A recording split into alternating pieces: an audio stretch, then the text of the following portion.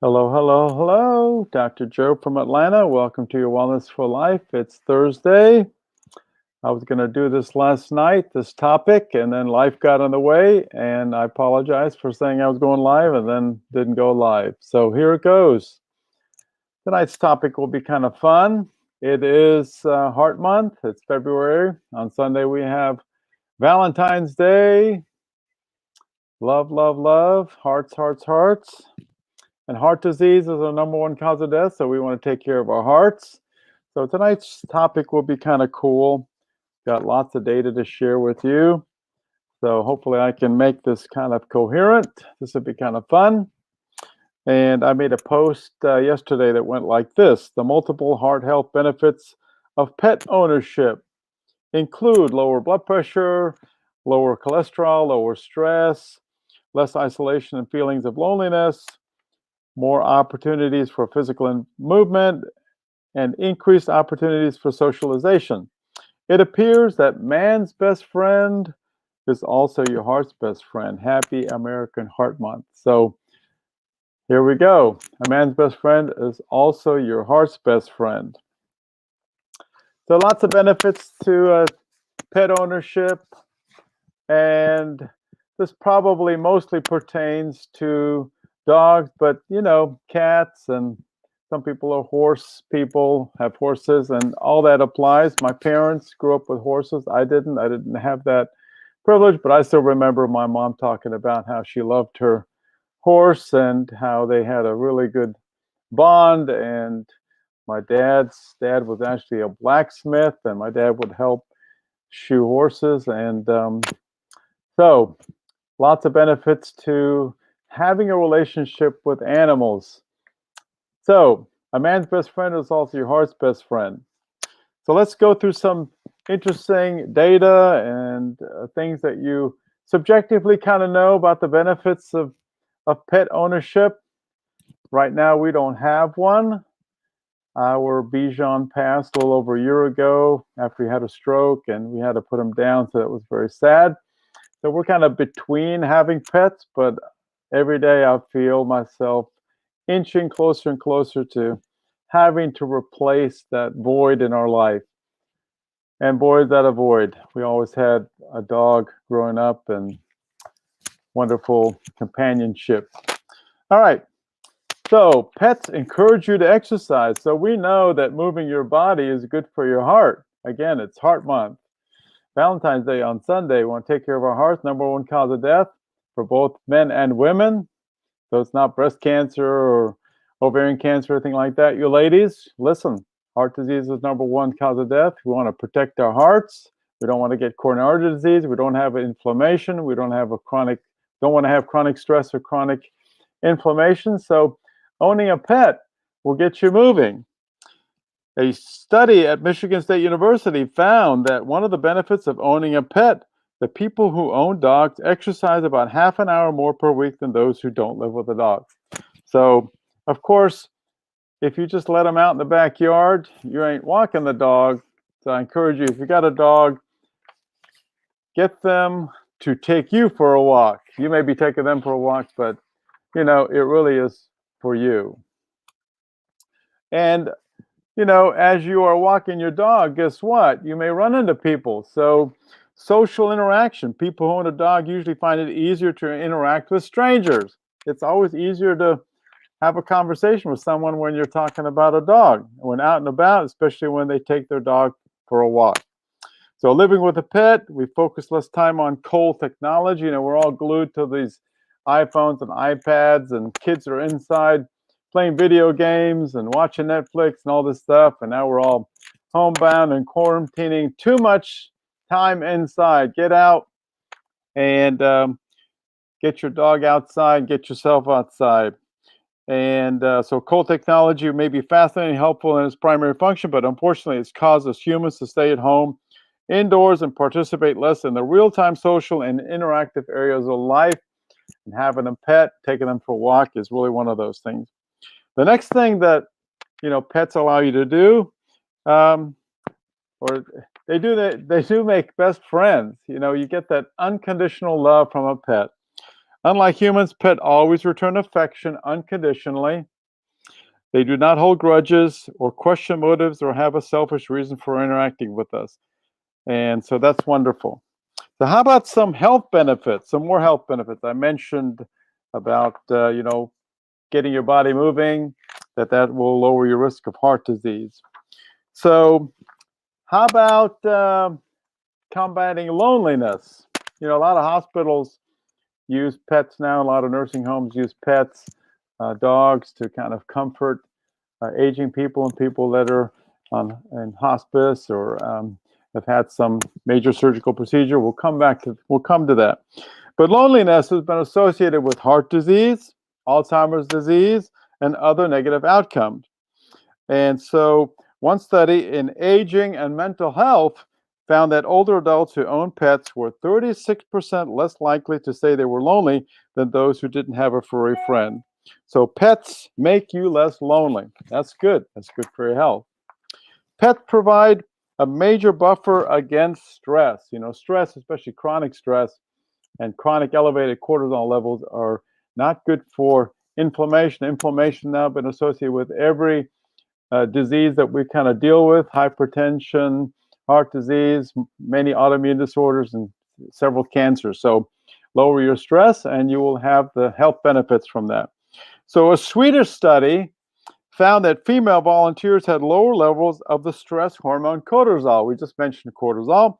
15 to 30 minutes after petting a pooch, after petting an animal. And having your own dog could give you even more benefits. Participants in the study who owned dogs had increased levels of the happy hormone oxytocin between 1 and 5 minutes after they petted their pooch, and their heart rates will lower for up to an hour later. How about that? Lowers your blood pressure. I mentioned that in my post. And those without canines did not have those same benefits. So yes, pets provide a major buffer against stress, lower your stress, lower inflammation. You probably live longer and less likely to have a heart attack. Anxiety and mood and depression. Now, there are some studies that are not that positive with owning a pet. There's actually 30 studies that showed 30 studies on depression and pet ownership, and 18 of them actually showed that there was no difference in depression rates between people with pets and without. 5 concluded having a pet eased depressive symptoms, and 5 found pets made depression worse. However, pet owners certainly believe their pets provide emotional support. I think most of us would agree that it's good for our mood, and there were actually some studies that have shown repeatedly that people's mood increases and bad mood decreases when they're around pets. So I think we're going to discount those studies that say there's no benefit, and I think we all agree that there probably is a benefit. Back to the heart, protecting your heart. Again, a man's best friend is also your heart's best friend. I know this kind of, a man's best friend is kind of associated with dogs, but get this, a study in the Journal of Vascular and Interventional Neurology reports that those who said they owned a cat, so not dog, a cat at some point in their lives had a lower risk of dying of a heart attack during the 20-year study than those who never owned a cat. So there you go. Though you cat lovers, it's good for your heart as well. So maybe we'll have to change that to a man's best cat friend is also good for your heart. All right, so more on dogs and cardiovascular health. We mentioned the benefit of a cat. So there was an analysis of 4 million people in the United States, Canada, Scandinavia, New Zealand, Australia. United Kingdom found dog ownership was associated with a 24% reduction in dying from any cause. How about that? I love that. And if the person had suffered a heart attack or stroke, having a dog was even more beneficial. They were 31% less likely to die from cardiovascular disease. And still another large study showed that people who own dogs had better health outcomes after suffering a major cardiovascular event such as a heart attack or stroke. The benefit was highest for dog owners who lived alone. Heart attack survivors living alone who owned dogs had a 33% lower risk of death compared to survivors who did not own a dog. And stroke survivors living alone with a dog had a 27% reduced risk of death. Very, very good. How about your brain? Moving up north, above your heart. Pets help keep your brain sharp. So there was a study published in Anthrozoos, that's Anthrozoos, Anthrozoos, found that older homebound adults who owned cats or dogs had better executive function. The executive function, the skills you need to pay attention, remember details, um, and so they had better executive function than those who didn't own a pet. Pretty cool. So not just good for your heart, also good for your brain. How about pain? This is cool. Another study in that Anthrozoos found that adults who spend 5 to 15 minutes with a dog after joint replacement surgeries like hip replacement, knee replacement, use less pain medication than those who didn't have animal-assisted therapy. So got to bring in those pets, bring in those dogs in the operating room, and then afterwards for post-op care, they're going to use less of their PCA pump and pain medication. And I think finally, a couple more things, 3 more things. Pets make your kids less likely to have allergies. Now, this one, I can't corroborate this in our own family, but there was a study in clinical and experimental allergy that found that 18-year-olds who'd had a cat or dog in the family when they were less than a year old were about half as likely to be allergic to that animal as those who didn't have an animal in the house. In our case, for us, that was kind of the opposite. But I guess if there's some evidence that having some dog or cat around early in the child's life and lowers their allergies to that pet, well, that might be a good thing. Pets might help your child take better of their blood sugar. So if you have a diabetic, especially a type 1 diabetic, which is only about 5% of all diabetes, but hey, 9 to 19-year-olds who took care of a pet were better at managing their type 1 diabetes than those who weren't taking care of a pet. And this was a study published in PLOS. And kids who actively cared for a pet were 2.5 times more likely to keep up healthy blood sugar levels than those who didn't have a pet. And that's what the study showed. So it looks like the authors claim kids who are in charge of pets might feel more responsible and be more used to routines. And that makes sense because, you know, as soon as they can kind of take control of their pump and checking their blood sugars, that takes work. And, you know, you grow up real fast when you have that disease. And the final thing, this was published in the British Medical Journal. A study found that dogs can actually sniff out early bowel cancer. So how cool is that? And maybe there will be other cancers that can be kind of sniffed out by your pet. So lots of health benefits here.